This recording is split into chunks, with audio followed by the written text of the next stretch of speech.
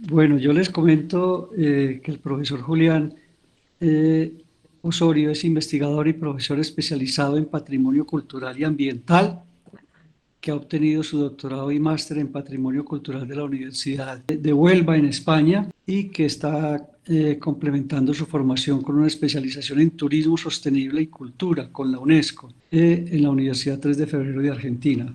Nos complace pues mucho poder tener esta compañía del profesor Julián, no solo por su conocimiento, sino porque entra a ser parte también de la cátedra UNESCO y del grupo de la Universidad Nacional Sede Manizales. Profesor Julián, muchas gracias por estar con nosotros. Adelante. Bueno, como hoy es la clase y el tiempo mío, entonces siempre me gusta comenzar todos mis escenarios académicos y espacios con una reflexión. En mi transición de mi infancia a mi adolescencia, como muchos contemporáneos que están aquí conectados, no fueron tiempos muy felices o fáciles en ese momento en Colombia. Era algo que tú te levantabas y escuchabas en la radio 20, 40 muertos por una masacre. Venías del recuerdo de la tragedia de Armero, tenías muy cerca ese día en que paró el país con la toma del Palacio de Justicia. Era un momento en que el cartel de Medellín mataba sin ninguna impunidad en Medellín y en muchas partes a policías, personas. Era literalmente un país sin norte, un país sin ningún futuro, sin ningún lugar a donde ir. Aquí me di un salto en esta reflexión porque tuve la oportunidad, y siempre se me escapa el nombre, de conocer al reverendo Esquivio Cuadrado. Lo conocí a través de su hijo, que en la Universidad Nacional, siendo estudiante, lo conocí. Y el reverendo era el director de la iglesia menonita en Colombia. Los menonitas tienen un discurso y una acción alrededor del pacifismo, de la no violencia. Y los menonitas fueron uno de los muchísimos grupos de base, estudiantes particularmente, ONG, líderes sociales, mayoritariamente sin afiliación política, sean de izquierda o derecha, muy apolíticos en el sentido de no tener un partido o una vertiente política que apoyar. Y de todos esos grupos, volviendo a mi infancia, a mi transición de mi adolescencia, promovieron creo que en mi recuerdo como historiador y como adulto en este momento, ha sido el único momento contemporáneo más cercano, tal vez en toda la historia de Colombia, de un pacto de país. Y ese pacto de país fue una séptima papeleta para pedir una nueva constitución. Una constitución o un pacto de país en un momento en que no había país, no había nada. Bien, ahora vivimos una ola de violencia muy sistemática, una ola de violencia brutal como todas las violencias, pero no una violencia que teníamos en los 80 y 90 de que no teníamos esperanza ni futuro. Y esa constitución del 91, con el movimiento de la séptima papeleta, nos dio un nuevo pacto de país, un nuevo futuro y una visión. Muchos de ustedes me dirán, pues no ha cambiado mucho la situación, se siguió matando más gente y la guerra se disparó mucho más de la constitución del 91. Pero la constitución del 91 nos permitió que el indígena, el negro, la mujer, el gay afloraran en la realidad política del país, que tuviéramos derechos todos, sin importar nuestra visión de género, étnica, de raza, ideológica, de religión. Y la Constitución del 91, después de un siglo largo de la Constitución del 86, nos dio a todos derechos. Y esta última ola de violencia, hasta el acuerdo de paz con las FARC, inclusive sigue hasta ahora, es una ola de violencia que se cebó sobre las personas que fueron y fuimos conscientes de que tenemos una nueva dimensión de derechos políticos, civiles y sociales. Y es una constitución con imperfecciones, pero es una constitución demasiado avanzada. Una constitución que nos permite defendernos del Estado con la tutela, una constitución que le da derechos al medio ambiente como el río Magdalena y Cauca. Es un espacio increíble que como ciudadanos de a pie, como los que estamos aquí la mayoría, es el único instrumento que tenemos para sobrevivir en un entorno tan hostil a nivel político, económico y social. Estamos en un momento saliéndonos de las orejeras y de las gafas de ver solamente a Colombia, sino el contexto internacional. Estamos en un momento de las autocracias que a través de las elecciones estamos permitiendo regímenes dictatoriales, tanto de derecha como de izquierda como Venezuela, Nicaragua, que acá lloran totalmente a la diferencia política, ideológica, los estudiantes, autocracias de derecha como Salvador, o como lo intentó hacer Jair Bolsonaro en el Brasil, que acallaron con la mayoría de diferencias: protección de los derechos ambientales, de la diversidad sexual, política. Y en un momento histórico, y este momento histórico en la humanidad es crítico,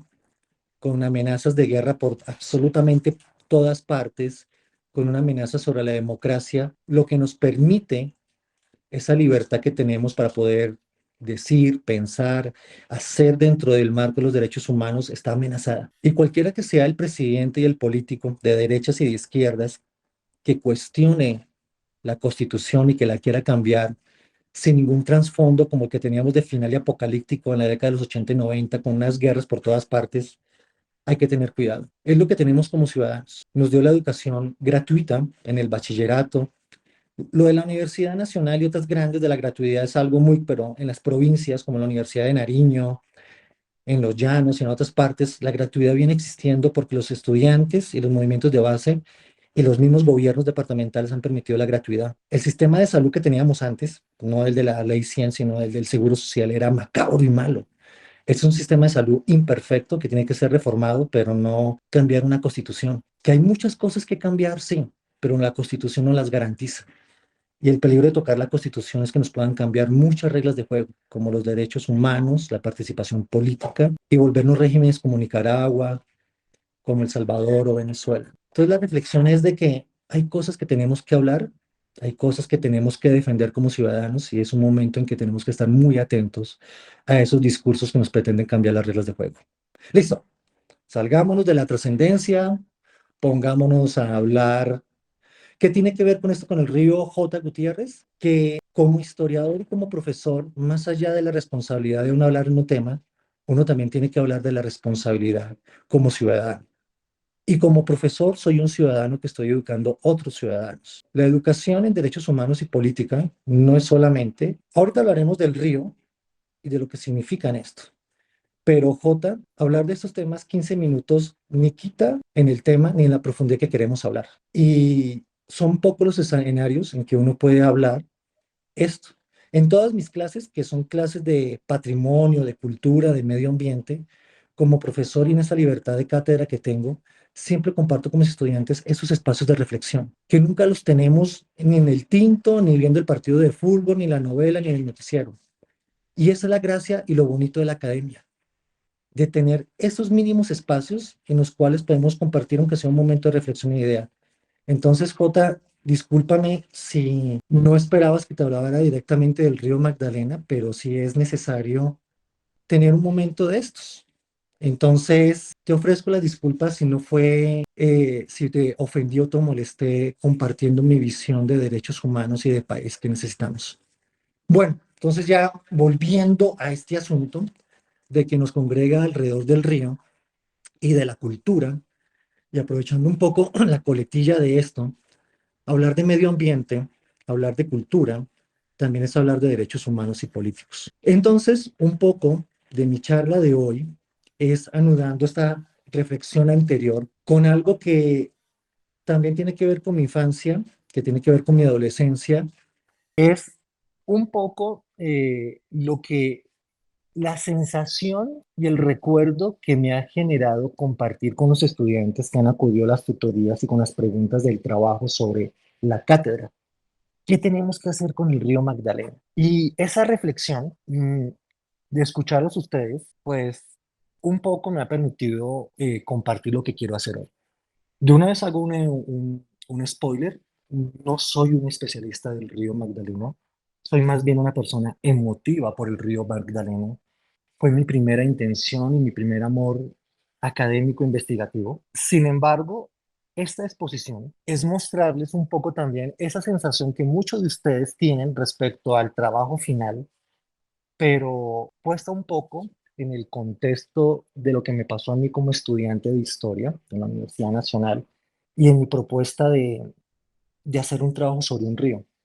Y un poco mi charla, que tiene este título, El detrás de escena para investigar un río, ciencia y emoción, un tributario del Magdalena, en mi caso personal, es mostrarles, usando la comparación con un río muy pequeño, qué tantas dificultades, qué tantos retos, qué tantos paralelismos son tomar un río de 73 kilómetros con una historia geológica de 12.000 años, comparado con un río de más de 1.500 kilómetros, con una historia geológica casi de 200.000 años, y ver que en ese reto, tanto a nivel cultural, a nivel histórico, a nivel ambiental, la crisis ambiental, la transformación social, la apropiación cultural, nos permite tomar un pequeño tributario del río Magdalena y trasladarlo no solamente al río Magdalena, sino como utilizarlo de un ejemplo para la gran crisis climática, la gran crisis cultural actual que estamos viviendo. Y un poco de esto es que mi experiencia con el río Magdalena comienza con esto. Yo les comentaba en la primera clase que mi acercamiento al río Magdalena es un acercamiento personal, de infancia, emocional, familiar. Yo soy de Caldas y como la mayoría de familias en Colombia tuvieron que verse desplazadas por razones económicas, de violencia, hacia el centro del país, a Bogotá, a Barranquilla o Medellín por una mejor experiencia económica. Y como mi familia también migró a Bogotá buscando un mejor futuro económico en los 70s y 80s. Y siempre estuvo esa tensión y esa emoción de pasar de Caldas a Cundinamarca, y ese gran límite geográfico, ese gran límite imaginario, era cruzar el río Magdalena. Primero porque es el pedazo de agua más gigante que uno atraviesa el centro del país, lo que significaba un viaje larguísimo de bajar toda la cordillera hasta Honda y volver a subirla y encontrar ese punto de referencia que siendo un niño te cambiaba pues todo un largo viaje de estar de una provincia a una zona agrícola, a pasar a una gran ciudad como Bogotá. Entonces, para mí siempre este punto donde está tomada esta fotografía, que es la piedra de Capiro, ahí en el alto del trigo, perdón, alto del trigo, el mono siempre se me escapa ahí de Guados bajando a Honda, y para mí siempre este ha sido uno de los paisajes más bellos y más icónicos, no solamente en mi infancia, sino escénicos en Colombia, que es observar desde este punto el valle del río Magdalena entre Honda y Armero. Entonces, este recuerdo marcó muy fuertemente mi infancia y mi adolescencia como un límite cultural, un límite emocional, porque era cambiar a otra cultura, así sea el mismo país, cambiar a ver otras cosas. Y el río siempre significó ese punto de cambio y de frontera. Sin embargo, no siempre la vida es lo ideal, lo que uno quiere hacer. Y por razones de mi vida y de historia familiar, en Bogotá tuve un vínculo muy fuerte porque viví y trabajé en el sur de la ciudad, en un sur gigantesco, un sur donde está más de un tercio de la población de Bogotá, un sur que es mucho más del doble de la ciudad, un sur donde está Don Julito Localidad, está Bosa, está Soacha, está Ken mismo y está el páramo de Sumapaz. Esta es una foto icónica que les pongo acá de lo que se llama el Parque Entre Nubes, aunque no es el Parque Entre Nubes, es el páramo de Cruz Verde que hace la división entre Bogotá con la cuenca del Orinoco. Detrás de esas montañas que tienen esas nubes que se pegan por las tardes por la convección térmica. Detrás de ellas está la vía del llano y la carretera de Villavicencio, pero son esos paisajes diferentes que uno ve en Bogotá hacia el sur, de grandes montañas, de grandes páramos muy pegados a la ciudad. Y digamos Profe que Julián, eso fue, señora, qué pena. Mediante el chat están manifestando que se puede ampliar más la pantalla. Las imágenes se ven muy pequeñas. listo, sino que no quiero agrandar la presentación. Esto, para los que quieren ubicarse en ese barrio, se llama el barrio Yomasa y Juan Rey, si no estoy mal, localidad Quinta de Uy. Las montañas altatotas de atrás son el páramo de Cruz Verde, la que hace la separación de la cuenca del río Tunjuelo y una parte del río Bogotá con la cuenca del río Negro, que es el que alimenta el río Bataquilla, que va al río Meta. Es decir, que es una divisoria de aguas muy interesante. Y la última montañita que ven a su derecha de la pantalla, por esa está hecha el túnel que va desde Bogotá a la Vía del Llano, para los que conocen más o menos Bogotá. Entonces, este es uno de los paisajes, digamos que cotidianos, que se ven en el sur de Bogotá. y son nubes de convección térmica que se pegan a las montañas. Y esta zona se le llama en Bogotá el Parque Entre Nubes, aunque está un poquitico más abajo el Parque Entre Nubes, pero eso es lo que le dio la denominación a esta zona de Bogotá. Y aquí viene esta imagen. Esta fue una imagen que, igual que la del río Magdalena en mi infancia, también se me fijó un poco en mi recuerdo y en pues como en ese referente de infancia, de recuerdos, de juventud. Entonces, cuando entré a la Universidad Nacional y en esa angustia de con qué trabajo me quería graduar, qué quería hacer, sí tenía una convicción y ese trabajo era, más o menos estoy hablando entre la transición de 1998 al siglo XXI, y estaba comenzando, si bien ya existía esta herramienta metodológica y esta visión a nivel histórico de hablar de la historia ambiental. Y me gustaría hacer aquí un pequeño paréntesis. Nosotros siempre nos han enseñado que la historia es el relato de esos grandes hechos de los héroes, una historia panegírica, que es la historia oficial que nos han enseñado y, y con la cual pues, se ha transmitido el conocimiento, se ha transmitido la herencia y la identidad. Pero igual, la historia como una ciencia, como una disciplina, también ha tenido muchos cambios a nivel metodológico, de objeto de estudio, a nivel filosófico. Y en Colombia, en esa transición del siglo XX al XXI, entra la historia ambiental y entra de una manera muy fascinante, que es una historiografía de la historia. En ese momento histórico tuve la oportunidad de conocer a un Juan Guillermo Batiz, hoy en día Brigitte Batiz, uno de los grandes ambientalistas, uno de los papás del movimiento ambiental en Colombia fuerte, Julio Carrizosa, y se estaba gestando dentro de la Universidad Nacional un pensamiento desde las humanidades y particularmente de la historia de abordar estos temas. Habían algunos profesores muy interesantes como Guillermo Flores, que está ahorita de la Javeriana, que está en la Universidad de Laval, que ya había propuesto una teoría de hablar de la historia ambiental. Evidentemente el profesor Ángel Maya en Manizales, desde la filosofía de las humanidades, se había planteado, pero habían acercamientos muy tímidos de tomar en Colombia a la naturaleza como un actor y un sujeto histórico. Que la naturaleza fuera igual que un Simón Bolívar, una revolución francesa, como entenderla como el Renacimiento. Y fue un momento en que desde la academia en Colombia, ya en América Latina y un poco en Estados Unidos y Europa ya llevan mucho tiempo, de que la naturaleza se volcara como un actor histórico, de darle, había un gran referente en ese momento que era, por ejemplo, Alfred Crosby, que planteó el descubrimiento de América no por la llegada de los españoles y superioridad tecnológica, sino por las ventajas biológicas de los españoles y cómo los españoles, usando aquí un verbo muy paisa, pelecharon en América por la ventaja, por ejemplo, de las enfermedades. La viruela, la actividad de los caballos y del ganado vino en América, de cómo los cereales euroasiáticos como la cebada, el trigo se adaptaron fácilmente y cómo eso, particularmente las enfermedades, les permitió una ventaja a la hora de conquistar y dominar este nuevo territorio para ellos. Por ejemplo, eso fue una de ellas. O como, por ejemplo, el auge de la economía norteamericana por esas grandes Interestelar, la película de Christopher Nolan, de que habla cómo la Tierra se está ahogando por grandes olas de polvo. Eso sucedió en Estados Unidos a comienzos del siglo XX, de cómo se fue secando muchos paisajes y generaba grandes olas de viento en el centro del Mississippi, que es la gran despensa agrícola, el Dust Bowl, se llama ese elemento fenómeno. Y eso generó toda una reingeniería alrededor del río Mississippi y de los grandes cultivos en esa zona.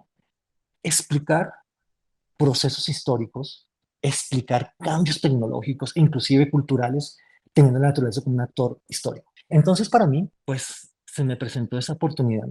Desde muy pequeño y como familia paisa, las familias muy de estas zonas, siempre han encontrado entre el ocio, la cotidianidad y el trabajo, el contacto con la naturaleza. Aquí para hacer visita a otra familia tocaba bajar todo el cañón del río, ir a otro lado, ir a trabajar significaba ir al cafetal, pegarse una larga caminata. Entonces, digamos que desde esa perspectiva un poco de mi capital cultural y mi pasado cultural y familiar, estaba muy presente que lo mío iba a ser un acercamiento con la naturaleza. Y como provincianos llegados a vivir a Bogotá, pues esos espacios de ocio eran ir a caminar al Sumapaz, a los páramos, esos espacios que en ese momento en Bogotá, en los 90 y 80, fueron espacios aún vacíos, sin urbanización, gigantescos, con mucho paisaje que contar. Entonces, ya tenía clara que mi trabajo iba a ser la historia ambiental, Sin embargo, mi objeto de estudio iba a ser el río Magdalena. Y aquí un poco me solidarizo mucho un poco con la inocencia de muchos de ustedes, de los estudiantes que están acá, que nos hacían la pregunta, profe, yo quiero estudiar los peces del río Magdalena. Entonces yo los escuchaba, o algunos, yo quiero estudiar las fiestas y el patrimonio inmaterial del río Magdalena. Y me acordaba de ese proceso como estudiante de historia de, ¿será que es posible?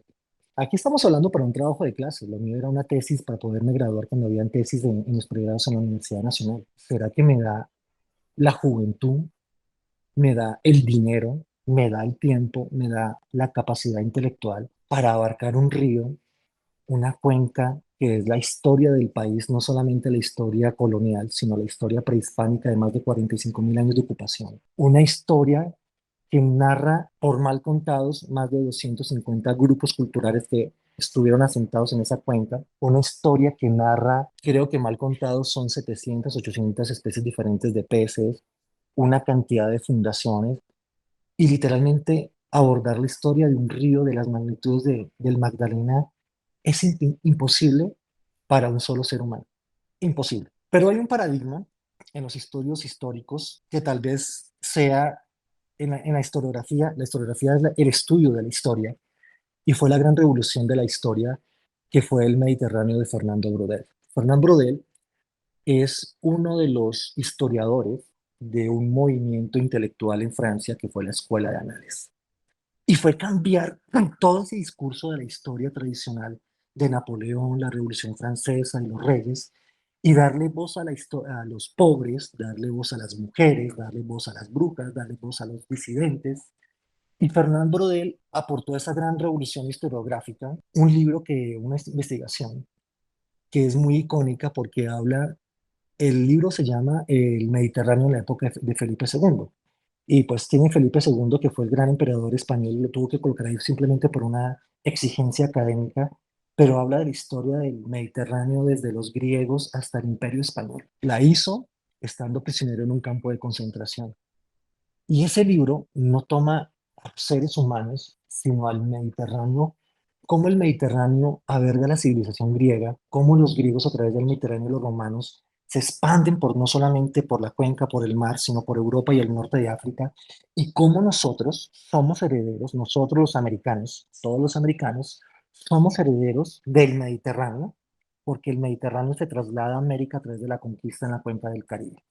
Entonces, ¿cómo ese accidente geográfico que es el Mediterráneo nos explica la civilización griega, nos explica la expansión de Roma, nos explica todo el tema de cómo el mundo musulmán se expande por el norte de África y llega a España por el sur en la época del Andaluz, y cómo es el Mediterráneo llega a América, nos trae los cultivos, la arquitectura, la religión y todo lo demás. Obviamente que eso es un caso excepcional de un erudito como Fernand Brodel, pero existió ese precedente que cambió la historia de que se puede contar la humanidad desde un actor ambiental, en este caso el mar. Entonces, en mi inocencia, listo, vamos a abarcar el río Magdalena y a construir metodológicamente la investigación alrededor del río Magdalena y la historia del río. Y pues después de una reflexión de 3 meses de plantear un proyecto y para una tesis de pregrado de historia era absolutamente imposible por las magnitudes culturales, ambientales y geográficas de un río tan impresionante. Pero me quedé con las ganas y con el reto de,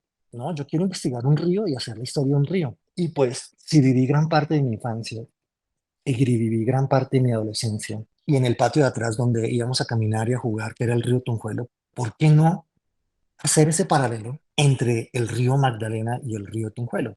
Y aquí para ustedes, si me permiten, explicarles qué es el río Tunjuelo. Evidentemente aquí desmenuzamos el mapa. Aquí tenemos el río Magdalena en su parte de Honda Cambao. El río Tunjuelo se le llama en algunas tipologías geográficas y biológicas un río de tercera categoría. ¿Qué es un río de tercera categoría? Evidentemente, la mamá de primera categoría en nuestra cuenca es el río Magdalena, este gran pedazo de río de 1500, 1700 kilómetros. El río que conecta el Tunjuelo, es decir, esta parte de la cordillera, con el río Magdalena es el río de segunda categoría. Y ese río de segunda categoría es el río Bogotá. Y evidentemente el río Bogotá es otra historia ambiental, política y cultural gigantesca. Si me permiten hacer aquí un pequeño paréntesis sobre el río Bogotá. Nosotros no tenemos una monumentalidad arqueológica como México, las pirámides. No tenemos una monumentalidad arqueológica como Perú y Machu Picchu.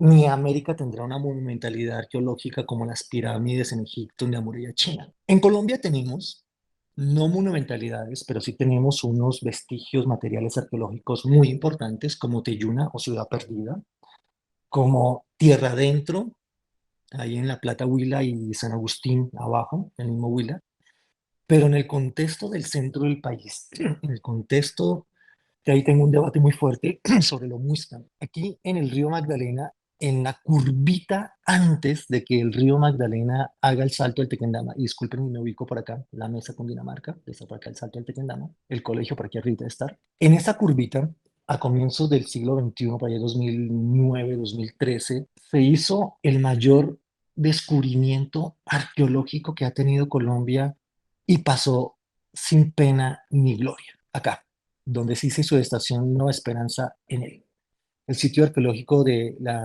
Nueva Esperanza. Y ese sitio arqueológico nos habla, y ahorita en el río Tunjuelo les explicaré, nos habla de una forma muy diferente que revalúa todo lo que nosotros entendemos como muisca y como culturas que habitaron el altiplano bogotano. Desafortunadamente, ganó más el afán y el poderío económico de la interconexión energética del país con el Guavio. Estas son las torres, el sistema de interconexión energética que generó todo el debate de las torres que atraviesan el paisaje cultural cafetero por el lado de Neira, Finlandia perdón, Filadelfia, que parten de esta zona, de esta gran subestación. Y esta subestación es un sitio arqueológico espectacular porque es un sitio que tiene vista sobre el salto que está aquí al ladito. Entonces, este lugar es súper importante para replantearse todo lo que hemos entendido de cultura prehispánica no solamente en el tema del altiplano bogotano, sino también todas las culturas del río Magdalena que tenían conexión con esta zona del país y que desafortunadamente pasó de agache y que está en unos 5 o 4 contenedores en Soacha, en un supuesto museo que iban a hacer, pero es un lugar que, tomando el río Bogotá como un sujeto histórico, ambiental y cultural, también tiene una gigantesca historia que contar, pero es otro trabajo, otro esfuerzo y demás. Tenemos nuestro río de segunda categoría y el río Tunjuelo, acá en este pedacito, aquí estamos en Soacha, por el sur de Bogotá, el río Tunjuelo viene a parar por estos lados de Bosa. Es un río que para la ciudad de Bogotá para el distrito capital, para la ciudad de Bogotá, es el río más grande de la ciudad. Y aquí otro pequeño asterisco. Hasta 1952, 3 que se me escapa la fecha, que aparece el Distrito Capital, en una reforma constitucional, Gustavo Rojas Pinilla crea el Distrito Capital. El río Bogotá hacía parte de la jurisdicción de Bogotá. Bogotá ciudad, tanto la colonial como un poquito en la época republicana, tenía jurisdicción hasta el río Magdalena. Pero con la acotación del Distrito Capital, la influencia política y administrativa de la ciudad de Bogotá se deconstruía lo que hoy conocimos el Distrito Capital, que técnicamente abarca el páramo de Sumapaz y hasta acá un poquitico en límites con Chile. Entonces, la cuenca hídrica más grande de la ciudad es el río Tunjuelo, que nace en el páramo de Sumapaz y que pasa por la zona mayor densamente poblada de la ciudad, hace conexión con el río Bogotá y el río Bogotá la conecta con el río Magdalena. No es solamente es una conexión geográfica e hídrica, y ahorita un poco les iré contando que esa conexión también es cultural, es una conexión con que comencé la reflexión de esta clase de derechos culturales, ambientales y políticos, es una conexión histórica gigantesca. Entonces, en ese profundo como incertidumbre de, obviamente, que un estudiante de universidad pública con recursos económicos, técnicos, científicos, de pregrado, para poder abarcar un río tan gigantesco como el Bogotá, si no tuviera una beca Fulbright o alguna cosa para investigar, sería imposible. Evidentemente, no tenía eso. Entonces, pues, me tocó, y la necesidad es la madre de la creatividad, pues tomar el río Tunjuelo como sujeto histórico. Un río que, igual que ese paso por el río Magdalena, me conectaba con mi infancia y con mi adolescencia y que literalmente conocía bien. Ok, ya ubicados, ¿dónde queda el río Tunjuelo? Y ahorita explicarles un poco de esos paralelismos, de esa importancia que tiene con respecto a su conexión con el río Magdalena. Y aquí me quiero detener un poco. El río Tunjuelo, como la mayoría de tributarios que tiene el río Magdalena, sirven para entender al río Magdalena, y no solamente el río Magdalena, sino también al país y también a la crisis que los ríos y ecosistemas hídricos y húmedos del mundo están sufriendo.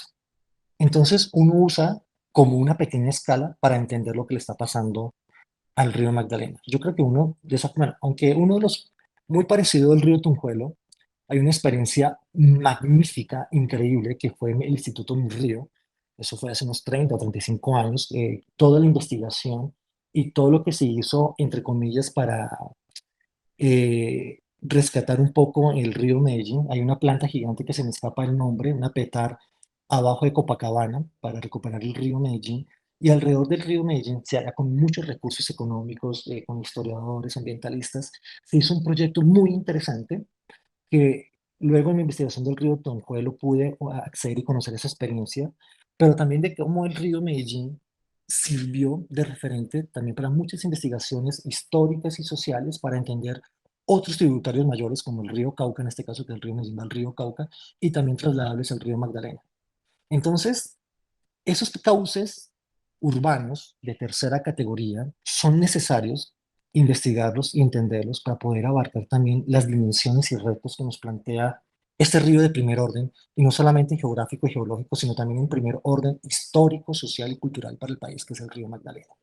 Me salgo aquí un momentito del Google Maps, volvemos a la... Entonces, esto me llevó un poco, pues, a tomar el río Tunjuelo y empezar a hacer esos paralelismos, esos intentos para entender el río como actor, como sujeto histórico, y ahorita en esta exposición también trasladarlos un poco a lo que es el río Magdalena. Esta imagen está tomada desde la vía del Llano, 1 kilómetro antes del túnel que conecta Bogotá con Villavicencio, el primer túnel grandote que hay.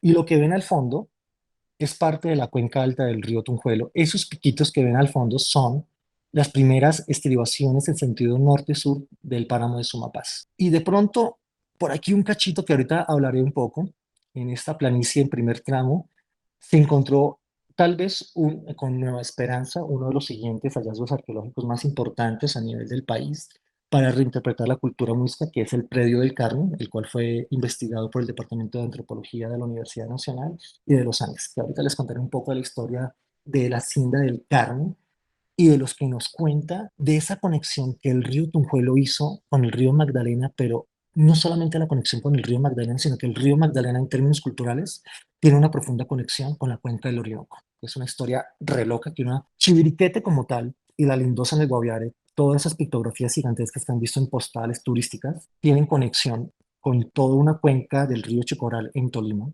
donde hay unas pictografías diferentes, y ese puente cultural fue el río Magdalena y estos pequeños cauces en la cordillera oriental hacia los llanos orientales.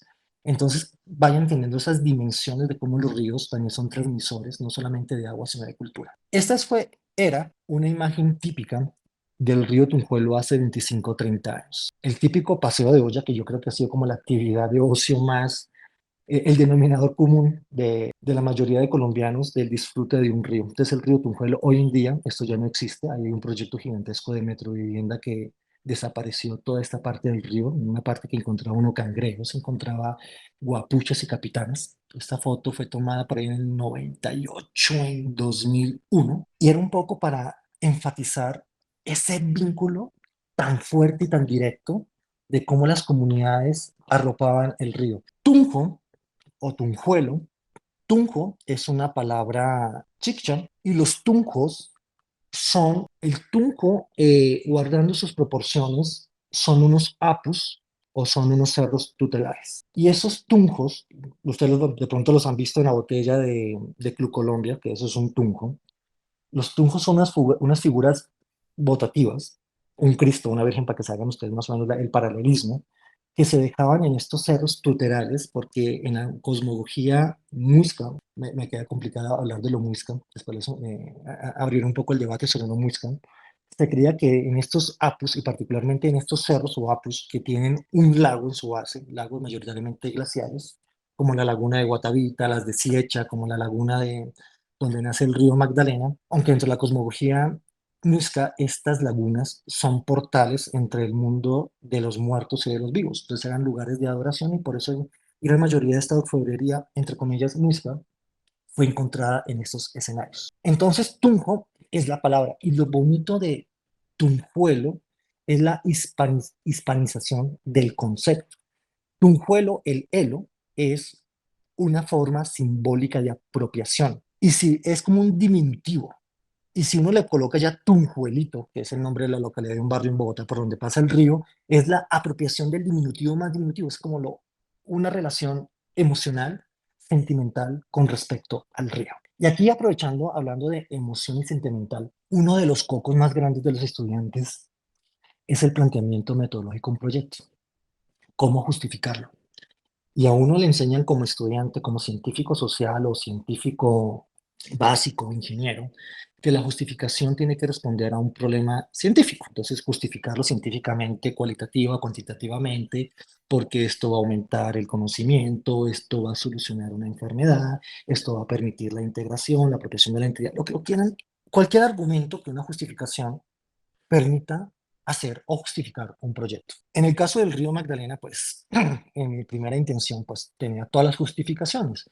Pues el río Magdalena hasta hace muy recientemente hay trabajos de historia ambiental de tomar el río como un sujeto histórico, es algo muy reciente, y reciente me refiero a 30 o 20 años. Y cuando a mis estudiantes les hablo de metodología de la investigación, siempre les digo que tengan una razón científica y académica, porque es importante investigar ese sujeto, llámelo desde el ambiente, desde la cultura, del patrimonio.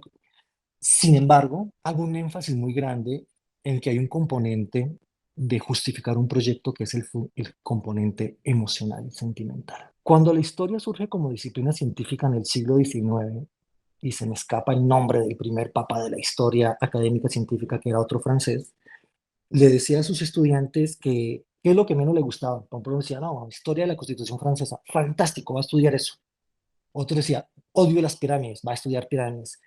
Porque este padre de la historia, creo que es el de Arriba, Dicerón, siempre se me escapa el nombre de él, que es con D, decía que las humanidades tenían ese sesgo emocional, ese sesgo político, y que las humanidades para que llegaran a ser ciencia deberían de carecer de esa emotividad o de ese sesgo. Y investigar obligado y aburrido es lo más feo. Cuando uno se enamora, cuando uno tiene un vínculo emocional, un vínculo con ese objeto de estudio, la investigación va a ser más placentera e inclusive más profunda. Y la emoción muchas veces se vuelve sentimiento. Entonces le tengo un profundo amor por los recuerdos de infancia del río Magdalena y Tunjuelo, por lo que ha significado.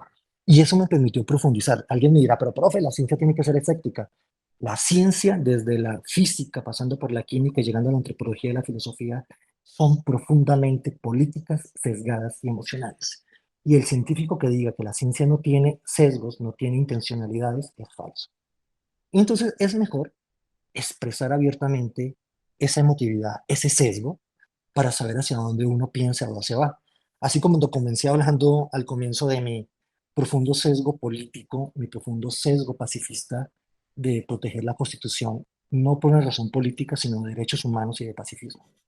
Y el río Tunjuelo también me genera esa emotividad por el recuerdo y el apego. Y eso también a uno le ayuda como estudiante y como investigador, porque muchas veces uno se va a afrontar con el tema de falta de recursos económicos, con la falta de recursos técnicos, con la falta de tiempo, pero enamorarse de su sujeto de estudio es un plus, es un impulso para uno poder abordar.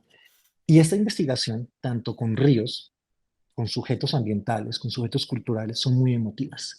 Y por eso le coloqué un poco de esto, el detrás de escena, que fue lo que uno lo motiva a investigar, un río tan chiquito o el río Magdalena. El río Tonjuelo, al igual que el río Magdalena, ha sido y es el hogar de muchísimas personas, muchos momentos históricos y muchas culturas. Esta es una foto tomada desde, venga la memoria, esto es arriba de la cárcel de La Picota, en Bogotá. A mí se me escapa el nombre de este barrio, creo que se llama La Fiscala o Juan Rey. Este cerro grande es el cerro de San Cristóbal que se ve ahí. Ese cerro San Cristóbal está pegado al barrio 20 de Julio, y a la planta de Vitelma, que ahorita hablaré sobre el acueducto en Bogotá. Y al igual que la cuenca del río Tunjuelo, perdón, al igual que la cuenca del río Magdalena, que les comentaba, fue hogar de muchas culturas, el río Tunjuelo ha albergado históricamente muchos grupos culturales que nos han contado diferentes historias. Algo muy interesante, los que han caminado o que tengan una relación con el páramo y con las montañas, que uno siempre llega a un páramo y una montaña y es interesante que hay un límite de la cerca hacia lo desconocido, normalmente con una pacheta, con un mojón o con una cruz. Y esa cruz y pacheta es que de aquí para abajo es el mundo de lo civilizado y lo conocido, y de ahí para arriba que Dios lo guarde y lo proteja. Eso también tiene sus analogías, por ejemplo, cuando desde las montañas de Colombia hablaba las FARC, que era un territorio salvaje y desconocido, algo parecido a esto, y es que hemos tenido una relación con las personas, con las culturas que han habitado esos espacios, un poco extraña, un poco distante. Cuando uno toma esta novela, la de William Ospina, Ursúa, y cuando Pedro Ursúa era un capitán de Sebastián de Belalcázar, Pedro Ursúa baja desde Santa Marta, le da la vuelta a la Ciénaga Grande por mentiras. Pedro Ursúa entra por lo que hoy en día es Valledupar y llega a la zona del Banco Magdalena y empieza a bajar por el río hasta Honda. Hace una entrada por Honda y otra por por el Carare. Pero lo interesante de esta novela histórica, de la historia de Pedro Ursúa, es que Pedro Ursúa empieza a contarnos de una cantidad de gente que habitaba el río Magdalena, no solamente los zenúes, los armas, los... Discúlpame, antes estoy con la memoria, pero en la narración de Pedro Ursúa, en ese primer capítulo o dos capítulos de la novela de William Ospina, mal contados, habla de 55 grupos indígenas diferentes que habitaban ese pedazo del río Magdalena. Y pues obviamente que Pedro Ursúa venía envenenado con la codicia del oro, hace mucho énfasis con los señuelos, con la gran riqueza de oro que tenían ellos, pero era increíble la cantidad de grupos prehispánicos que habitaron esta parte de la cuenca del río Magdalena. Ni contar lo que había de Honda para arriba, que aún hay un gran desconocimiento, no sabemos de dónde vino lo de San Agustín y quiénes fueron los de tierra adentro, pero tenemos en la cuenca media todas esas grandes terrazas de cultura anfibia, estas terracerías que dejaron los zenúes y otros grupos. Y evidentemente esa gran riqueza orfebre que está en el Museo del Oro para que nos hablaba de lo que había ahí. Esto viene un poco a la experiencia del río Tunjuelo, porque la cuenca alta del río Tunjuelo, igual que muchas partes del río Magdalena, quedaron marginadas históricamente desde que llegan los españoles hasta el siglo XIX. Eran territorios inhóspitos y fueron territorios que fueron relegados cultural e imaginariamente. En el caso de la cuenca del río Tunjuelo, esa marginación simbólica y física se da porque uno de los instrumentos de dominio y conquista del imperio español fue la religión, la imposición de sus valores culturales y religiosos. Entonces, el imperio español fue muy sui generis. El imperio español, hay una leyenda negra que inventó que fue muy violento, que fue muy extraño, fue un imperio que tuvo muy pocas guerras dentro del contexto americano y de otras partes. En Europa sí se dieron con las guerras de contrarreforma y otras con guerras muy, pero aquí en América no. Y el instrumento de dominio, de cohesión de las culturas nativas de aquí fue a través de la religión y el español. Y esa cohesión se dio con la prohibición, bueno, primero con la catecización, con la cristianización de los grupos indígenas, de reducirlos en parroquias en resguardos, las famosas iglesias doctrineras, pero también se dio con la prohibición de lo que los españoles consideraban su religión o rituales. Y la mayoría de rituales de las comunidades indígenas de montaña, particularmente del río Tunjuelo, que no solamente eran muiscas, eran muchos más, esos rituales tenían que ver con el agua.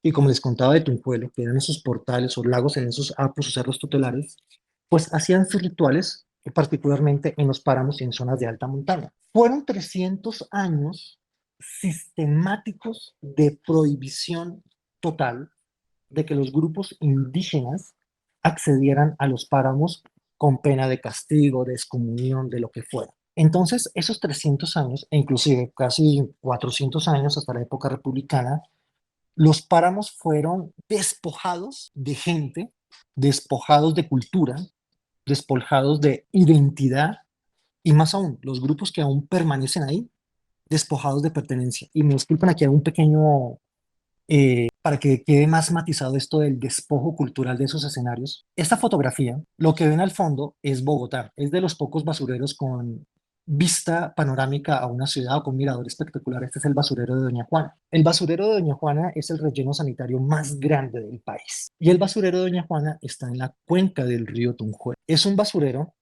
que paradójicamente está sobre la ciudad y sobre el río. Yo conocí ese espacio mucho antes de que estuviera el basurero y era una pequeña subcordillera, una cordillera de bosques xerófiticos muy bonita.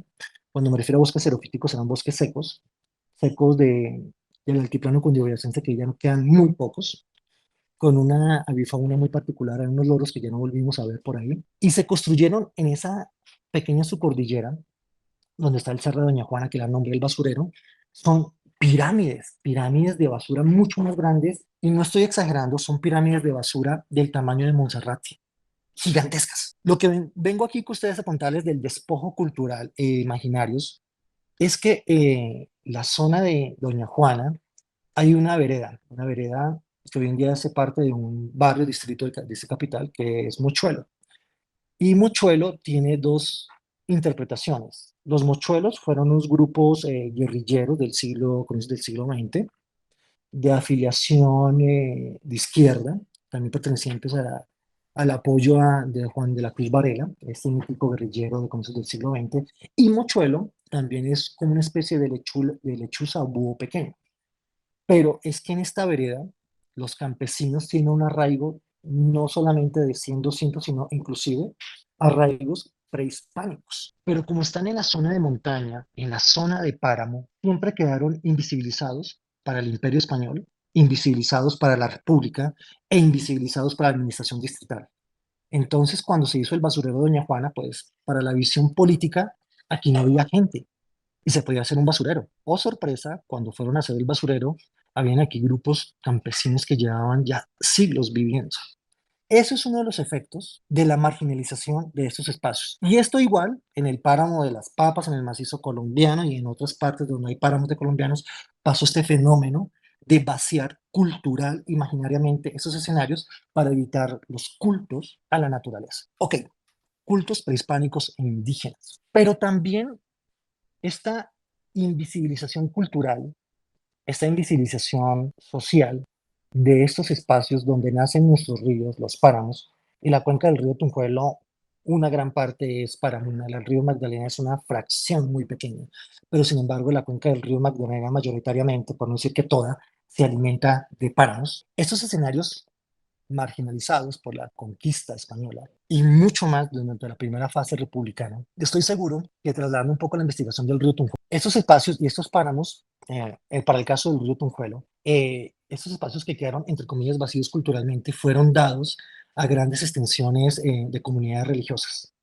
A mí se me escapa que es la misma comunidad religiosa que administra el funicular de Monserrate, tiene unas, hospitales en Bogotá, y un colegio grande en el sur que es patrimonio de ese arquitecto que hizo el Capitolio, y se me escapa ahorita el nombre, San Antonio en Bogotá. Esos espacios fueron dados a comunidades religiosas, fueron grandes haciendas hasta muy comenzado el siglo XX. Entonces, en estos espacios, en el siglo XX, van a encontrar también su refugio nuestros primeros movimientos guerrilleros. Y quiero hacer aquí un paréntesis. Es muy diferente nuestra noción actual de guerrilla, cuando hablamos de las disidencias de las FARC, cuando hablamos del ELN, a las guerrillas de inicios del siglo XX. Inclusive Simón Bolívar fue un guerrillero desde la división española. Pero las guerrillas campesinas, guerrillas que estaban peleando por la propiedad de la tierra, encontraron en esos escenarios vacíos dentro de la visión político-administrativa y cultural su refugio. Por eso el Sumapaz, donde nace el río Tunjuelo, fue el centro de operaciones de Juan de la Cruz Varela, porque era un escenario que para el imaginario de la administración política y de la dominancia cultural de este país, era un escenario que no había gente, había frailejones, había nada. Y estos escenarios que desafortunadamente por la marginalización de la Iglesia Católica, que desafortunadamente por esa visión de connotación negativa que le dimos a los primeros grupos guerrilleros y que se la ganaron gratis las FARC y el ELN, pero particularmente las FARC, que ocuparon esos ecosistemas y estos espacios, esos páramos, hasta hace mal contados 20, 15 años, no sé si siguen teniendo, en muchas partes del país, tienen una carga negativa muy profunda asociados a la guerra, al conflicto y a ese vaciamiento simbólico que se hizo desde la colonia. Esto es una caminata ahí cerca donde nace el río Tunjuelo, en la laguna de los Tunjos, y me quiero quedar un poquito también de esos pesos simbólicos a la hora de la marginalización de estos escenarios. Donde nace el río Magdalena, más allá de la increíble importancia ambiental, porque es un lugar, es una estrella fluvial que da nacimiento a tres cuencas hidrográficas, una cuenca del Amazonas, la cuenca del río Magdalena, inclusive la cuenca que va al Pacífico. Esos lugares que son estrellas fluviales son lugares de un gigantesco valor cultural. Y para el caso del río Magdalena es más dramático aún, como les venía comentando, que solamente conocemos a los grupos indígenas actuales que digamos que por procesos históricos fueron implantados ahí en el siglo XIX y parte del siglo XX, pero de los grupos originarios, de los primeros, que no son yanaconas, sino que son muchísimos, los yanaconas es una dominación incaica de grupos indígenas de otras partes que fueron trasplantados en otros escenarios geográficos. El macizo y las zonas de la estrella fluvial, el macizo colombiano, en términos arqueológicos y prehispánicos, es una gigantesca incógnita, gigantesca, por la falta de interés, bueno, no tanto interés académico científico, sino por todo lo que les he relatado, esos imaginarios que hemos vaciado y que les damos una connotación negativa a los páramos y a los lugares de montaña. Hay muchas narraciones de la colonia, de esas, todo el tema de la quinoa, no, perdón, de la quinina que se utilizó para combatir la fiebre amarilla. La quinina es, es un árbol y de la corteza se sacó el extracto para combatir la malaria. Y tanto ese páramo que da comunicación al Putumayo, como también da comunicación hacia la Cuenca Alta, fue muy relatada por los viajeros del siglo XIX. Pero sin embargo, es más, la misma novela de William Ospina Ursúa, cuando hace el tránsito por esta zona para ir a Quito, también hay ese vacío en blanco de quiénes habían ahí antiguamente. En el caso del río Tunjuelo, llevándolo a esta analogía, me imagino que todos han visto la Balsa del Dorado y la conocen. Y el que no la conozca sabrá que existe esto en el Museo del Oro. El páramo de Sumapaz tiene una profunda inercia cultural, no solamente para Cundinamarca y Bogotá, sino para muchos imaginarios en el país, y particularmente por el tema de la guerra y el conflicto armado. En Bogotá se construyeron unas narrativas culturales del origen de lo muisca, de una gran civilización que habitó el altiplano cundiboyacense, y al igual como se construyeron los discursos culturales en Europa con cosas físicas, con el Coliseo romano, el acueducto, la calzada, todo lo demás, el museo, la gran catedral, aquí también empezamos a construir esos imaginarios de naciones sociales con objetos físicos. Y uno de ellos es este, la Balsa del Dorado. Aunque la leyenda de la Balsa del Dorado no es esta, es una mucho más pequeña, y esa leyenda o ese mito fundacional de ese Estado-nación del siglo XIX y del XX es de una balsa del Dorado que se encontró en la laguna de Guatavita. Entonces la inercia cultural, la inercia política, la inercia de los imaginarios nos lleva a pensar que lo muisca, que la fundación y el peso cultural de lo muisca, del altiplano bogotano, de la misma ciudad de Bogotá y de la historia en general va para la laguna de Guatavita. Sí existió una balsa del Dorado de la laguna de Guatavita. Hay por ahí unos dibujos, es un tercio de la balsa del Dorado que está actualmente. Y esa balsa, en la exposición mundial del Hannover a final del siglo XIX, fue llevada como un gesto diplomático por el gobierno colombiano a Alemania, y la balsa, que iba en un barco, se hundió cerca de Hannover. Es decir, que esa balsa desapareció. Pero quedó el peso y la inercia de que esta balsa que están viendo ustedes es la de Guatavita. La balsa del Dorado, que hoy en día se exhibe en el Museo del Oro en Bogotá, fue encontrada detrás de ese último piquito que ven en esa foto, en la laguna del Alar, cerca del municipio de Pasca. Esto hace parte de la localidad de Usme, límites con Ciudad Bolívar en Bogotá. Fue por allá más o menos en 1950 y punta, 60 y algo, pero no tenemos la relación directa de esta balsa con el páramo de Sumapaz. ¿Y por qué no la tenemos? Porque se nos ha construido culturalmente así, por el peso de vaciar simbólica, cultural y socialmente los páramos, por lugares de adoración pagana, por lugar que se asentaron las guerrillas.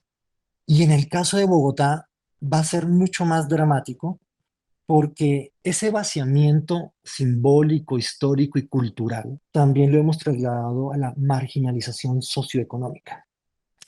Esta zona de Bogotá, donde está la cuenca del Tunjuelo, es la zona de la ciudad donde están los índices más grandes de pobreza, están los índices más grandes de contaminación, de violencia inclusive. A mí me costaba mucho, como profesor, como guía de turismo, llevar gente a la cuenca del río Tunjuelo. Y si me permiten, más allá de lo emocional, a nivel paisajístico, Bogotá es hiper mega espectacular hacia el sur. La Bogotá de Chía, la Bogotá de Guatavita, de Suezca, de los páramos del norte es muy bonita, pero los paisajes del sur de Bogotá son magnánimos en las montañas, en la cantidad de lagunas, de agua, de contrastes geológicos, es una cosa increíble. Pero es imposible llevar gente para allá por todo el peso de la inercia de la guerra, por todos sus imaginarios. Entonces, a la cuenca del río Tunjuelo, y aquí me gustaría hacer un poco una analogía, estos son una fotografía. Detrás de esas lagunas que ustedes ven está la localidad de Usme. Adelante de esas lagunas está la localidad, una parte de la localidad de Ciudad Bolívar. Entonces, esas marginaciones en lo socioeconómico se permitió el crecimiento de una ciudad desordenada, sin una lógica urbana, sin servicios públicos, una ciudad de invasiones, una ciudad construida en unas condiciones geológicas muy peligrosas, una ciudad, estas grandes lagunas, estas lagunas existen desde 2002, 2004, 2006, se me escapa bien la fecha. Estas lagunas son unos huecos, y cuando le digo unos huecos, y no exagero, ahí puede caber una ciudad como Manizales, como Armenia. Son huecos que pueden tener de largo 3, 4 kilómetros y una profundidad de 100, 200 metros. Son huecos de canteras de agregados donde sale toda la grava para hacer concreto y cemento. Y como en esta zona no va a generar, obviamente es una zona muy rica a nivel de mineral. Lástima que la foto no me da, pero para donde tomo la foto para atrás es una zona de arcillas y gravas. El color característico rojo de Bogotá, del ladrillo rojo, es de, porque la gran mayoría de material salió de esta zona, igual toda esta arena y arcillas rojizas son muy características en todo Bogotá, pero particularmente que están las canteras. Con todo este material se construyó mayoritariamente Bogotá. Transmilenio, las grandes bibliotecas, la ciudad como tal, fueron construidas con todo esto. En esta zona, estas canteras son de la década del 60 hasta la actualidad, fueron cerradas durante la administración de Lucho Garzón. Y estas canteras se hacen acá en este escenario porque, uno, son comunidades que, entre comillas, están dentro de la marginalización y no van a ejercer una oposición política ni social al resto de la administración. Dos, porque desafortunadamente a las comunidades pobres o más olvidadas se les va a infligir los mayores costos ambientales de explotación. Valentina, apaga el micrófono, por favor, gracias. Y no solamente una marginalización desde lo ambiental, aquí también hubo muchas fábricas de ladrillo, aquí se dio uno de los picos de contaminación más altos, y también algo que pasó sin mucha trascendencia para la historia social y ambiental del país, que es considerada tal vez una de las 3 tragedias ambientales más grandes de Sudamérica. La primera fue la de Cubatao, que es Cubatao en Sao Paulo. Valentina, ¿puedes apagar el micrófono, por favor, Valentina? Gracias, Valentina. Carol, ¿me colaboras con el micrófono de Valentina, por favor, y lo apagas? Valentina, hola, ¿puedes apagar el micrófono? Hola, Valentina, ¿puedes apagar el micrófono que estás interrumpiendo? Disculpen un momento. Intento. Me permiten un momento. Persona. ¿Cómo lo puedo? Valentina Cayestanos. Valentina Castellanos. Valentina. No lo puedes fijar desde acá. Ok. Ay, santo Dios. Eso es lo importante de intentaremos hacer, ignorarlo por un momento. Ok. Disculpa, profe, el anfitrión de la reunión puede silenciar a cualquier participante. Sí, no, y no encuentro un anfitrión tampoco. ¿Quién es el anfitrión para que pueda hacer? Es Juliana, que tiene la cátedra y no he podido contactarla, que me haga el favor. La tragedia de Cubatao es una balsa, que es una balsa cuando se hace minería, los residuos de la cuando uno hace un hueco en la tierra, se exponen minerales. Esos minerales se oxidan y mayoritariamente esos minerales son minerales que hay una carga grandísima de radioactividad y también de minerales que oxidan muy rápido como cobre y otros y generan una alta carga tóxica en el agua. Encubatado, entonces se saca el mineral, ese recebo, se hacen unas balsas, esas balsas muchas veces porque llueve, porque van con agua para el tratamiento, se hacen como unas peceras, esa balsa se dio y esa balsa generó una riada que contaminó toda esa parte de Sao Paulo hasta Santos, que es una pequeña cuenca, generando muchas muertes, muchas afectaciones. Más o menos mal contadas, unas 500, 600 personas murieron, sin contar las que murieron después por afectaciones químicas por la balsa. Se dice que es la segunda tragedia ambiental o tercera más grande de América Latina, la del relleno de Doña Juana. El relleno de Juana que yo les mostré, esas pirámides gigantescas de basura, una de esos celdas, ellas les llaman celdas, esas celdas se desmoronó y tapó el río Tunjuelo. Técnicamente, a donde acaban, mentira, aquí no se ve, está un poco más arriba de la fotografía, se desmoronó esa montaña de basura y esa montaña de basura, si bien físicamente el impacto, el primer golpe no mató personas, hay muchas investigaciones que por ejemplo, no había tratamiento de residuos hospitalarios, entonces cualquier bacteria, cualquier enfermedad, cualquier cosa estaba viva ahí, pero se estima que más de 2.500 personas hasta la fecha han muerto por efectos del relleno de Doña Juana. Cánceres, hepatitis, enfermedades respiratorias, contaminación por lixiviados con pilas, con litio, con lo que se quieran imaginar. Esa carga química súper poderosa, saben que va a terminar el río Magdalena. Entonces, es una cuenca que aparte de esta megaminería a gran escala, el basurero de Doña Juana. Y si me permiten un poco un paralelo, es un paralelo un poco loco que quiero hacer, pero quiero enfatizar cómo las comunidades más vulnerables sufren los mayores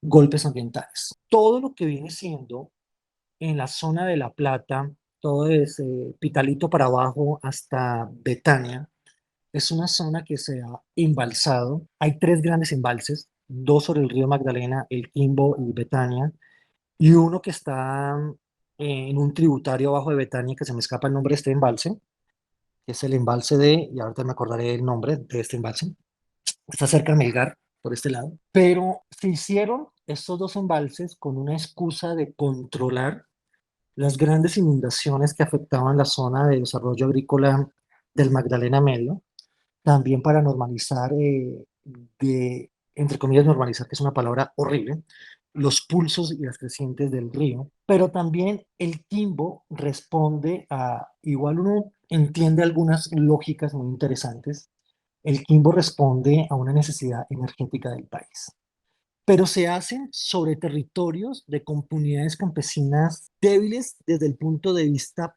político sin representatividad, débiles ante un Estado de que los despojó de sus tierras en una compensación económica, débiles porque eran zonas de guerra, es decir, que nadie iba a preguntar qué estaba pasando ahí, y se hizo, como pasó con las canteras y el relleno sanitario en el río Tunjuelo. El río Tunjuelo también me permitió una cosa, el río Tunjuelo, y me adelanto, lástima que no monté esa diapositiva, el río Tunjuelo es incorporado a Bogotá administrativamente porque el mayor problema histórico de Bogotá, el mayor problema de la ciudad es el agua. Y Bogotá históricamente siempre ha estado jodida por falta de agua. A Bogotá la fundan en unos cerros tutelares, que es Monserrate y Guadalupe y otros más, y la ciudad que nosotros conocemos, la bonita, la histórica, la Candelaria, esa ciudad se hizo tumbando un monte de los cerros orientales.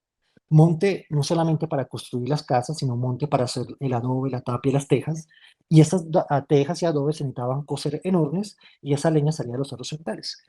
Hacia el siglo XIX, los cerros orientales de Bogotá eran peladeros, cercales. Todo ese bosque que ustedes ven en los cerros orientales, ese bosque tiene relación con el río Tunjuelo. Y ese bosque es porque a final del siglo XIX creían que resembrando con especies invasoras, con eucalipto y con otras plantas, se iban a volver a tener las fuentes de agua. El río Tunjuelo y el páramo Sumapaz son anexados a Bogotá a la fuerza para que se le garantice administrativa y geográficamente a Bogotá. Entonces el páramo Sumapaz surge como eso, como la solución al río Tunjuelo. Y el río Tunjuelo muy rápidamente se le monta un embalse en 1938, es el embalse La Regadera. Es el primer acueducto moderno de Colombia, acueducto con una planta de tratamiento y con un sistema de agua. Pero ese acueducto en 1938 quedó cortico, ese acueducto ya estaba pensado para 50 años, y 10 años después le montan otro embalse que es el embalse de El Hato, y 15 años después, donde nace el río Tunjuelo, hicieron otro embalse, que es el embalse de los Tunjos, que es una estructura sobre el río para poder dar más agua para la ciudad. El asunto es que el río Tunjuelo es sometido a las necesidades ambientales de la ciudad. Un spoiler, la gran solución del agua del Bogotá ni es Tibito, que saca agua del río Bogotá, es un agua carísima porque el río Bogotá está por debajo del nivel de la ciudad y hay que bombearla. Para los que son de Bogotá, el Tibito está detrás del Parque Jaime Duque. La gran solución del agua para Bogotá es Chingaza, y Chingaza es una cuenca tributaria de la Orinoquía, es decir, un trasvase, es pasar agua de una cuenca a otra, la cuenca del río Magdalena. Todo un poco de esta historia es de cómo se transforma ambientalmente un río a unas necesidades. Y estas presas, y uno de los grandes temas de los ríos, que en Colombia no tiene tanto peso, pero que hay que seguir en la pista, y es que los ríos en todas las culturas tiene el mismo peso, el mismo valor. Los ríos son súper mega esenciales. El Mississippi explica gran parte de la historia de Estados Unidos, evidentemente el Nilo, la cultura egipcia, el Yangtze, los chinos, todos los ríos van a tener, lo mismo que hablemos del Magdalena, del río Tunjuelo, lo van a ver en el Mississippi, en el Rin, lo van a ver en el Nilo, lo van a ver en el Yangtze, lo van a ver en el río en Tieté, en Sao Paulo, en todas partes van a ver lo mismo. Y un tema común, todos los ríos, a nivel de social, a nivel de defensa de derechos de la naturaleza, es la oposición a las presas, a los embalses. Obviamente que en el río Tunjuelo, a comienzos del siglo XX, qué organización y movimiento social va a haber, pero para el caso del río Magdalena, sí va a haber y se va a organizar, y es muy interesante en defenderse. Igualmente ya no se pudieron defender del Quimbo, pero sí todo ese movimiento social de los impactos ambientales, culturales que generó el embalse del Quimbo. El río Magdalena, creo que me contaba un especialista, están proyectadas 5 o 6 embalses más sobre esta parte alta del río Magdalena, de lo que significa esos impactos. Todos conocen la historia alrededor de Hidroituango, pero quiero hacer un énfasis, volviendo a mi primera intervención de la mañana sobre la Constitución y los derechos ambientales, que la defensa de los derechos humanos ligados con servicios ambientales, en el caso del río Magdalena y de Tunjuelo, el agua, y por qué en Colombia no tienen tanto peso como si lo tienen, por ejemplo, en Brasil, lo tienen en Estados Unidos, lo tienen en España, y no tienen tanto peso porque los líderes ambientales son uno de los sujetos y blancos de la violencia. En el Quimbo, la cantidad de personas y líderes, yo creo que han sido como 4 o 6 líderes que han matado alrededor del tema del Quimbo. En la cuenca del río Tunjuelo, con el tema del basurero de Doña Juana y con el tema de lo que está pasando con la cuenca minera, no han matado, pero han desplazado y han amenazado personas que han puesto el pecho alrededor de los impactos ambientales. Y cómo se nos cruza esto, tanto en semejanzas, por eso les digo que la historia del Tunjuelo es la misma historia del Magdalena y la historia del Magdalena de muchos ríos, en el tema del movimiento de derechos humanos ambientales. Ok, quería aquí simplemente también unas conexiones muy interesantes sobre temas culturales para entender las dimensiones también de esas conexiones en lo ambiental y lo cultural. Les comentaba un poco esa conexión tanto de Chiriquete, La Lindosa en el Guaviare, con Chicoral en Tolima y Chaparral, y que esa conexión es el río Magdalena, el páramo de Sumapaz y demás. Este es Usme Pueblo. Usme Pueblo fue un pueblo de indios, fue fundado, mal contados, 10, 15 años después de la fundación de Bogotá. Es un lugar donde hubo una reducción de indígenas y es esta iglesia no es original, es una iglesia del siglo XX, pero ahí hubo una iglesia doctrinera, una iglesia para los indígenas. Y en Usme Pueblo se encontró esto. Este es el profesor Virgilio Becerra, uno de los antropólogos y arqueólogos más reconocidos de la Universidad Nacional y del país. Aquí está haciendo, son el yacimiento arqueológico que yo les hablaba del Carmen. Y el río Tunjuelo también es una excusa para hablar de una historia cultural del país. A nosotros nos han enseñado que los habitantes del altiplano cundiboyacense eran los muiscas y que los muiscas eran una civilización muy pacífica, que Gonzalo Jiménez de Quesada llegó a Bogotá, convivió con los muiscas, fueron muy chéveres, muy parces y se acabaron los muiscas. Sin embargo, hay un libro muy interesante de Jorge Gamboa, que es su tesis de doctorado, que es una investigación que hizo en el archivo de Indias en Sevilla, y una pregunta muy boba. ¿Qué es lo muisca y quién fue el primero que dijo lo muisca? Aquí voy a hacer una chambonada y es como, es que muisca lo dijo un primo de un cacique de Guatavicta que se lo contó un abuelito de un cacique de Sogamoso, que luego se lo contó un vecino de Tunja y que luego se lo contó un español y el español comenzó con todo lo muisca. Estoy exagerando. ¿A qué viene esto? Que los españoles se quedaron con una idea que lo muisca era una unidad cultural y esa unidad cultural está dada por un idioma que era el chicha. El chicha es una, como hablar como el pensamiento occidental en el Mediterráneo, es algo que viene desde Centroamérica, los mismos arhuacos también son chichas y demás culturas del Caribe. Chichas, pocos quedan, son los uva, en el Perijá se me escapan el nombre los yupa y demás, pero el chicha es como el gran aglutinador cultural. Los muisca son muchísimos grupos culturales que habitaron el altiplano cundiboyacense. Y en este hallazgo de El Carmen en Usme, era interesante porque encontraban, por ejemplo, en la tipología muisca, pero encontraban también cráneos deformados que hacían parte de la cultura pancha en el río Magdalena. E encontraban también en una misma tumba gente por las artesanías, por los artículos, por el fenotipo de los llanos orientales. Y esto nos lleva a una de las conclusiones que llegaron acá en esto, es que ese corredor del río Tunjuelo, el páramo del Sumapaz, era un corredor cultural, comercial, entre el río Magdalena, el altiplano cundiboyacense y los llanos orientales. Ya el río, ese tributario tan chiquito, este río de tercera categoría, nos está contando de cómo también no solamente el chorrito de agua que nace en el páramo pasa por el Magdalena y termina en el Mar Caribe, sino que también el chorrito de agua era el camino de múltiples intercambios culturales. Y me permiten, para un chiste muy divertido, era un chiste con amigos antropólogos que íbamos a Suezca. Suezca es un farallón rocoso gigantesco al norte de Bogotá, y al pie de ese farallón rocoso pasa un río, el río Bogotá. Y ahí se encontraron espinas de pescado asociadas a más o menos 800, 900 años. Y el chiste era que los antropólogos y arqueólogos con eso decían la evidencia de que las culturas del altiplano cundiboyacense tenían contacto con las culturas del río Magdalena porque traían pescado, porque hoy en día en el río Bogotá no hay pescado comestible. Sí, alguna trucha que por ahí me la atravesaba en la parte alta. Y me quiero tener un poco con el tema de los peces. Ese es un pez, no es de la parte alta del río Magdalena. Si no es un pez emu, es un pez de los, ay, Dios mío, de los Tairona. Y es que la orfebrería como un testimonio, como un vehículo cultural, es un vehículo continuo, Cuenca del Tunjuelo, Río del Magdalena. Y la orfebrería del río Magdalena nos habla también de esa gigantesca biodiversidad. La mayoría de orfebrería que hay del Museo del Oro es orfebrería relacionada con animales de agua, mayoritariamente. Es más, hoy en día uno va a Mompox y sigue esa continuidad histórica de esa orfebrería prehispánica relacionada de, con los peces que habitan el río Magdalena. Un testimonio.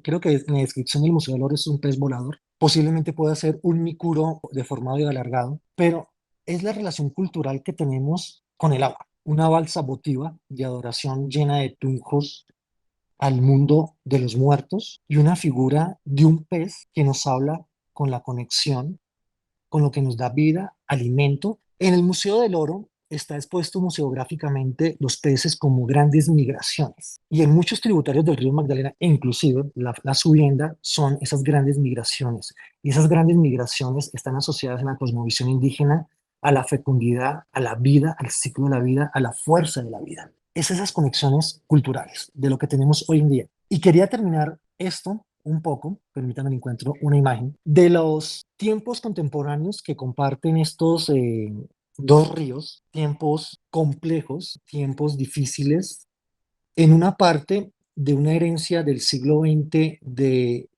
dominar la naturaleza a las malas. En mi investigación del río Tunjuelo, mi río Tunjuelo arranca en 1900, cuando el río es incorporado a la ciudad con el sistema de acueducto, y termina en 1990, cuando a raíz de un montón de decisiones políticas de los 60, 70 y 80, el río Tunjuelo, siempre digo que no es un problema semántico, sino un problema real, pasa de río a caño. ¿Y qué pasó? Bogotá en los 60, en el primer gran crecimiento urbano en toda América Latina, los 60 es lo que se llaman las macrocefalias urbanas. Las ciudades pasan de 1 millón a 6, 7, 10, 15 millones como São Paulo, Río de Janeiro, Ciudad de México, Buenos Aires. Y en su escala también Bogotá. Y en Bogotá el problema era, está creciendo mucho la ciudad. Bogotá tiene una malla hídrica gigantesca como la gran mayoría de ciudades, como Barranquilla, como la tiene Manizales, como la tiene Medellín. Y esa malla, muy mal pensada, fue un obstáculo para esa visión desarrollista de los políticos y tecnócratas de la ciudad. Y esa malla une dos. ¿Qué hacemos con estos ríos? Entonces había plata para crear alcantarillados diferenciales, es decir, alcantarillas que fueran paralelas a estos ríos y al final de estos ríos que vayan al río Bogotá generar plantas de tratamiento. Pero como no había plata para todos, se abocó a crear, por ejemplo, la 30, la 68, la Boyacá, y que los ríos en Bogotá, como en Medellín, como en Barranquilla, como en Manizales, los ríos se volvieran los ejes del alcantarillado y de pronto, por allá en un futuro lejano, crear un espetar para poder limpiar, como pasó también en Barranquilla, Cali, Bogotá y todas las ciudades que tienen ríos, a estos ríos que se fueron degradando, se fueron muriendo, se les rectificó el cauce. En el caso de Bogotá, rectificar un cauce es quitarle todos los meandros, todas las curvitas que tiene un río. Y esas curvitas se les quitaron con jarillones, es decir, montándole unas orejas, unos andenes gigantes al lado y lado del río. ¿Qué ocasionó esto? Que los ríos aumentaran su nivel de escorrentía, es decir, erosionaran más, que cuando hubiera grandes temporadas de invierno las inundaciones fueran más poderosas, que el sistema hídrico y biológico del río se viera totalmente alterado, que ya no hubiera vida en estos ríos, y que lo que conocíamos como el río que ven en la foto, y los que son en Bogotá y viven en Medellín, bueno, Manizales es imposible por la geografía, pero sí en Barranquilla y en ciudades más planas, estos ríos se transformarán en caños pavimentados. Algo muy parecido que se le hizo o se le está haciendo el río Magdalena en algunas partes con la rectificación de Jarillones, con la rectificación del cauce, de volver un gran río. Si en un río chiquito como el Tunjuelo da problemas, inunda, imagínense en un río tan gigante como el Magdalena, y muchas partes como la Mojana, como el canal del Dique, como en esa parte de transición húmeda de la Zapatosa, se ha intentado domar el río a las malas y ha generado unos impactos ambientales y sociales increíbles porque aún seguimos creyendo con la prepotencia de que podemos dominar un cuerpo de agua. Para concluir un poco y ya ir cerrando esta charla, quiero dejar dos ideas. Como todo estudiante, me quería graduar rapidísimo de la universidad. Ya hay un momento en que uno necesita trabajar, mantenerse. Muchas veces la universidad como institución es un poco alejada de las realidades socioeconómicas de las personas que la habitan, particularmente los estudiantes. Y yo logré hacer esa investigación del río Tunjuelo porque una profesora nos apoyó con una convocatoria interna de investigación 20 millones.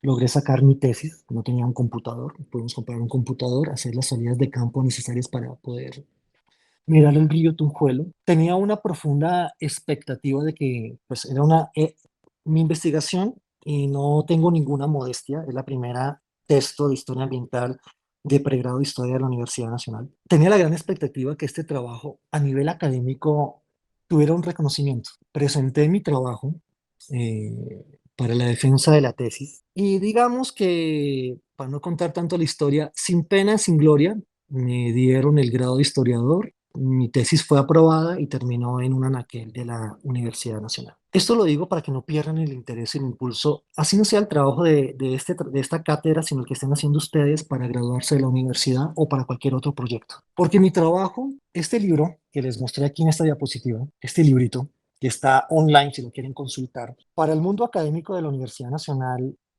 no fue relevante, no tuvo un impacto, no tuvo un reconocimiento. Sin embargo, cuando este libro, en otro escenario, en otro momento, como 4 años después, lo presenté a un premio de investigación histórica con la Secretaría de Cultura de Bogotá, ganó. Fue reconocido como una obra inédita, fue publicado. Mi mayor orgullo es que este libro hoy en día está en Libro al Viento, que es una de las esfuerzos de divulgación cultural más grandes a nivel sudamericano, que la gente en Transmilenio, en un parque en Bogotá, pueda consultar este libro libremente y conseguirlo fácil. Pero también que mi libro sirvió para que durante la alcaldía de Lucho Garzón se iniciara el PONCA, que es un plan de ordenamiento territorial de Cuenca para el río Tunjuelo y sirvió de inspiración. Entonces, que algo tan modesto y chiquito como una investigación de pregrado de un estudiante X cualquiera, mucho tiempo después hubiera tenido este impacto a nivel social, a nivel ambiental, y ese libro que 20, 30 años después es el que me ha dado mayor reconocimiento académico científico. Aún se sigue consultando mucho para investigaciones del río Tunjuelo. Y la segunda cosa es que el río Magdalena es una cosa desproporcionada y monumentalidad en todos los retos que nos propongamos abordarlo. Deportivo, vamos a nadarlo, imposible. Vamos a navegarlo, larguísimo. Vamos a investigarlo. ¿Por dónde comenzamos? Hay mucho. Vamos a defenderlo. Necesitamos muchísimas manos para poder defenderlo. Vamos a protegerlos. Son pocos de la cantidad de miles de personas que queremos defender el río Magdalena. Y si comenzamos aportando poquito a poquito para esa comprensión del río Magdalena, desde una cuenca, desde un arroyo, pero ya perdido en un páramo, en una vereda, si comenzamos defendiendo la cultura, como la gente en Puerto Berrío con estos muertos NN, con esa música y expresiones artísticas que nos quieren recordar la violencia que ejerció alrededor del río, de las sentencias que la Corte Constitucional le ha otorgado derechos como sujeto de protección al río Magdalena. Todo eso suma no solamente para un cambio en el río Magdalena, sino para un cambio en el país. Entonces, les agradezco mucho su atención y estoy pendiente de sus preguntas, comentarios, lo que quieran decirme en este momento. Gracias.